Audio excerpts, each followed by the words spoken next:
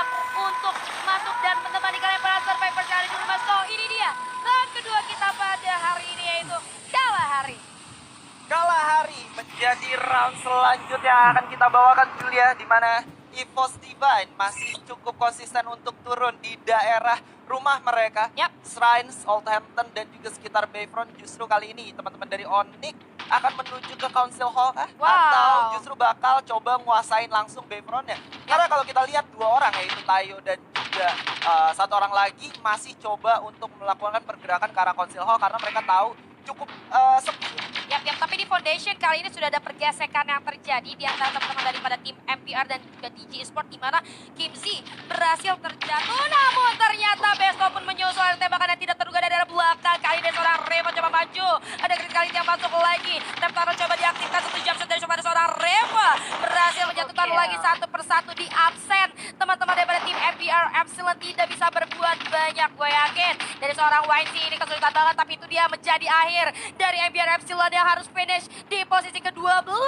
Kayla. Oh my god, bukan menjadi satu start yang cukup baik untuk MBR. Mereka belum berhasil mendapatkan poin yang mereka inginkan. Dan kali ini di round kedua, mereka harus tereliminasi lagi dan mengakui kekuatan dari tim DG Esport. Di lain sisi, kali ini Adrian sudah bakal berhadapan dengan seorang Eki. Mulai maju ke depan, coba untuk mencari lawannya di mana. Coba untuk melakukan satu strafing terlebih dahulu sambil mengecek keadaan. Masih intip-intipan, tapi di lain sisi seorang Kimits berhasil mendapatkan seorang Andri Q. Di lain sisi Kimits juga berhasil melakukan ending nampaknya, dan tersisa 43 orang. Fight bakal terjadi di mana seorang Galaxy of Corvius, seorang Kimits masih coba untuk mencari lagi informasi di mana lawannya berada. Jambul bakal coba untuk memberikan satu tembakan menggunakan plasma gun yang terkena headshot di sana. Dia langsung dipulangkan begitu saja, Julia. Aduh, Kimits selalu polos larinya kalau bisa gue bilang tadi ya. Jadi gak heran dia bisa langsung jatuh gitu aja. Begitu pun ada seorang Haydn sekali ini yang berhasil dijatuhkan. Namun satu upaya backstabbing yang dilakukan kali ini masih belum mampu menjatuhkan siapapun. Sementara itu daripada seorang Made dan juga Reva pun harus mengakui bahwa tim Galaxio kali ini berhasil menjadi orang ketiga yang hadir di saat yang tidak mereka inginkan. Goodbye DG Esports, harus cukup puas di posisi ke-11 dan Galaxio Corvius yang berhasil benar-benar menjadi orang ketiga di waktu yang sangat tepat, akhirnya bisa mendapatkan keuntungan dari beberapa tim yang turun di daerah Foundation. Aduh, sayang banget ya kita melihat adanya timing yang sangat tidak diinginkan oleh teman-teman daripada DJ Sport. Tapi Galaxio sendiri juga tadi datang, memang kalau gue jadi DJ juga gue gak akan expect bakalan ada orang lain ya. Karena ini masih early pace juga, terlalu cepat untuk mereka atau misalnya dari Galaxio datang ke Foundation atau checkpoint mereka selanjutnya ya. Dan membuat tim DJ Sport pada akhirnya harus merelakan posisi mereka di posisi yang kurang enak. Sementara dari Galaxio sendiri kali ini harusnya akan lebih unggul karena mereka bisa ngeluting dari dua tim sekaligus ya. Betul, walaupun cuma ada satu tempat lootingan yaitu di daerah Foundation, tapi harus kita ingat juga, ini artinya membuat celah dari map bagian sekitar Foundation itu jadi lebih lega dan mereka bisa melakukan lootingan ke daerah-daerah lain yang cukup berdekatan gitu. Wow, kita lihat ya di round sebelumnya Predator tuh ada EVOS Beyond dengan 5 kill dengan total damage-nya 1626. Waduh, Bion, Anda ini bertingkat terus gak bosen-bosen ya? Dia mandi gak ya hari ini? Aduh, kalau mandi kayaknya nggak bisa Predator. Iya, biasanya kalau nggak mandi baru Predator. Itu dia, dan kali ini seorang Bion. Lu bisa lihat ya, walaupun notabene dari seorang Bion ini adalah Fragger, tapi dia dikasih fast level 4 dan juga udah punya glue wall sekitar 13. Satu lusin lebih, Pak. Ini mau bangun rumah tangga kayaknya. Mau bangun rumah tangga, mungkin lelah sendirian ya. Iya. Jadi mau coba bangun rumah tangga pakai glue walls, tapi gampang hancur kalau kayak gitu, mending jangan ya. Tapi gila ya, dari Rahasia juga kita lihat dengan 17 pet kit udah siap buka puskesmas. Waduh, ini klinik praktek ilegal juga bisa dibuat sama mereka ya. Bisa. Dan kali ini kita bisa lihat hasil dari round pertama, Island of Gods berhasil mengumpulkan 19 poin total. Di posisi kedua ada EVOS Divine 16, posisi ketiga ada Dragon Phoenix dengan 13 poin eliminasi. Waduh, gap poin agak gitu jauh ya untuk satu round pertama dengan 3 poin antara Island of God dan juga EVOS Divine kali ini. Dimana ada Dragon Phoenix masih ada di hashtag 3 loh, posisi ketiga. Iya, karena poin eliminasi cukup banyak juga tadi ya. 7 awal aja kita masih lihat 7. Belum lagi nambah gitu ya. Wow, ini benar-benar luar biasa dari Dragon Phoenix ya, salah satu tim yang baru kembali ke divisi 1. Ini adalah salah satu pencapaian yang luar biasa untuk round pembuka kita.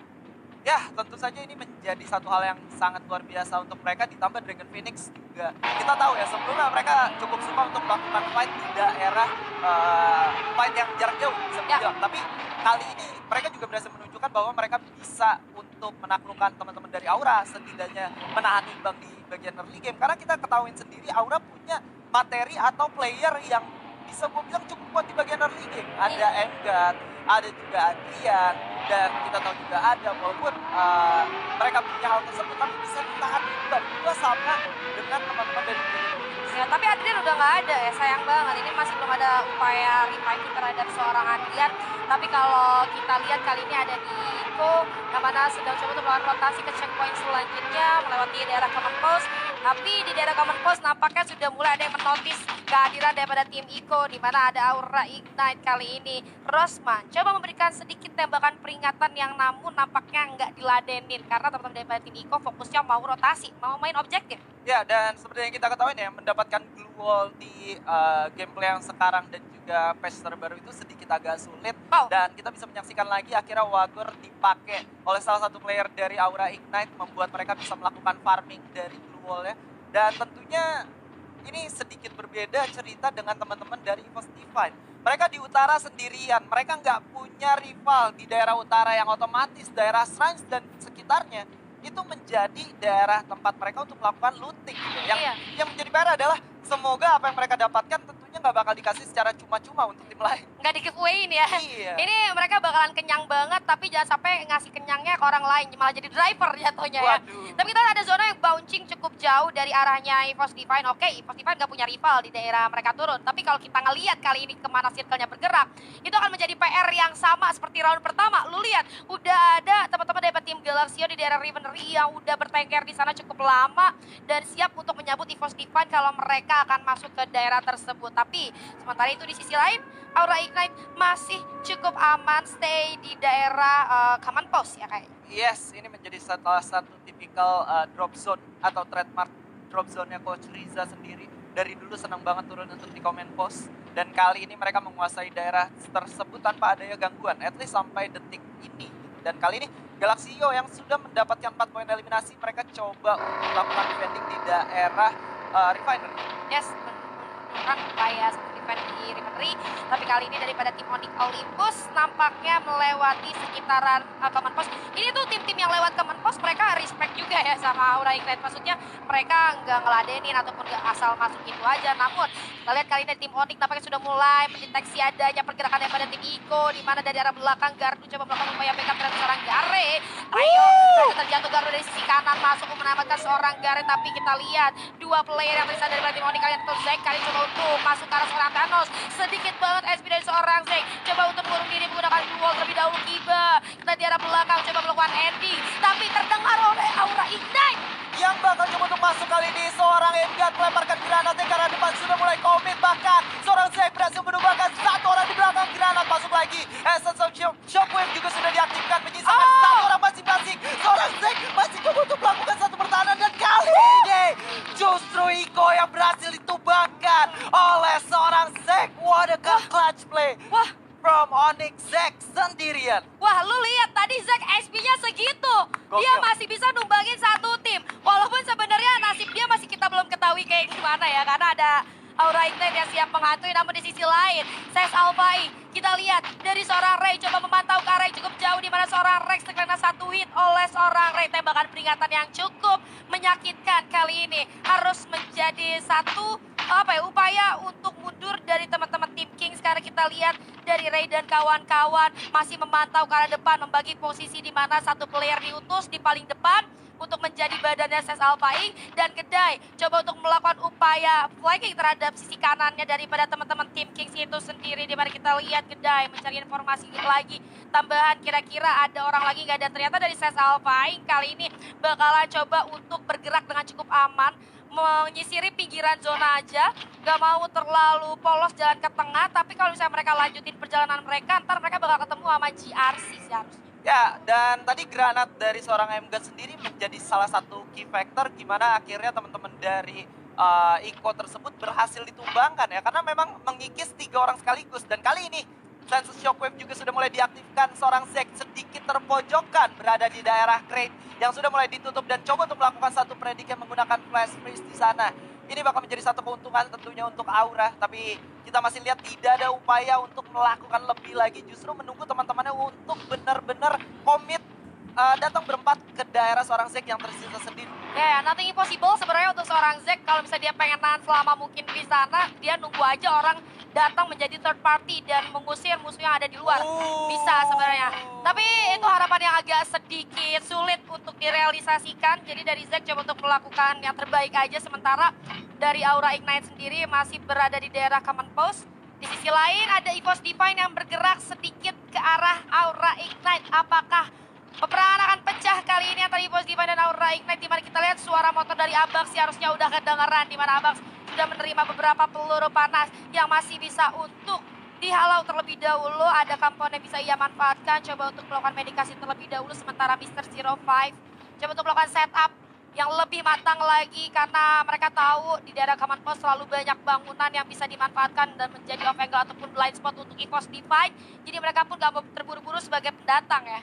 Yes, some way, somehow teman-teman dari Onyx sendiri berhasil dihidupkan kembali Keren. oleh seorang Zack. Dan keputusan dari Aura Ignite sendiri menurutku menjadi sangat penting. Mereka tahu, mereka nggak bisa memaksakan dengan Zack yang punya banyak glue. Mereka bakal butuh waktu untuk melakukan ending terhadap satu orang yang tersisa dari teman-teman Onyx. Tapi di lain sisi mereka sudah melihat bahwa ada zona selanjutnya yang udah ada di genggaman mereka di daerah Command Post. Sampai akhirnya mereka memutuskan untuk tarik mundur aja, tidak mau adanya resiko datangnya third party karena mereka terlalu komit. Sampai akhirnya mereka bakal berhadapan dengan EVOS Divine. Keputusan yang menurut gua sedikit sulit dan juga cukup dewasa. Yes, keputusan yang sedikit sulit namun dewasa. Kita lihat ada satu granat tapi Temp Tunnel yang cukup on timing kali ini. Masih bisa untuk menghalau serangan granat dari seorang GRC Lim.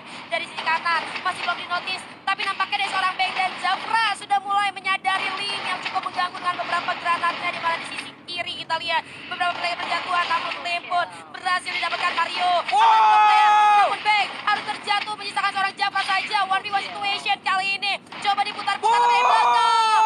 Masih ada seorang Surya kali ini, satu Skylar. Coba dilemparkan ke arah depan. Coba untuk mencari keberadaan dari seorang Jafran. Namun nampaknya jarak yang begitu jauh membuat Surya agak sedikit kesulitan. Begitu pula dengan banyaknya Gluol yang menghalangi Skylar. Ya, dan kali ini PR mereka untuk masuk ke dalam zona selanjutnya menjadi sangat sulit. Karena zona bakal merapat sekitar 3 detik dari sekarang. Dan artinya mereka butuh resource yang sangat banyak untuk masuk ke dalam zona selanjutnya. Sementara dari satu orang yang tersisa yaitu seorang Surya udah gak punya medkit sama sekali. Jadi mereka bakal memutuskan untuk tereliminasi, digigit sama zona. Ya, tapi dia masih mencari keuntungan bagi dia sebelum dia menyerahkan dirinya terhadap zona. Dia dengan cara coba untuk men-take down satu player tapi nggak bisa, sayang sekali.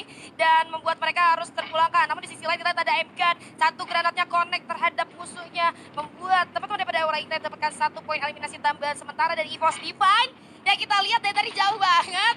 Tiba-tiba dia malah masuk lagi di dalam circle. Ini gimana nih Skylar? Ya, ini menjadi satu movement yang sangat luar biasa dari mereka ya. Bisa ke tengah-tengah zona selanjutnya tanpa terdeteksi. Tapi di lain sisi kali ini ada teman-teman dari Branix yang berhasil menumbangkan seorang Tayo. Di lain sisi Gans juga berhasil mendapatkan seorang Zack. Tayo berhasil untuk di-secure begitu saja.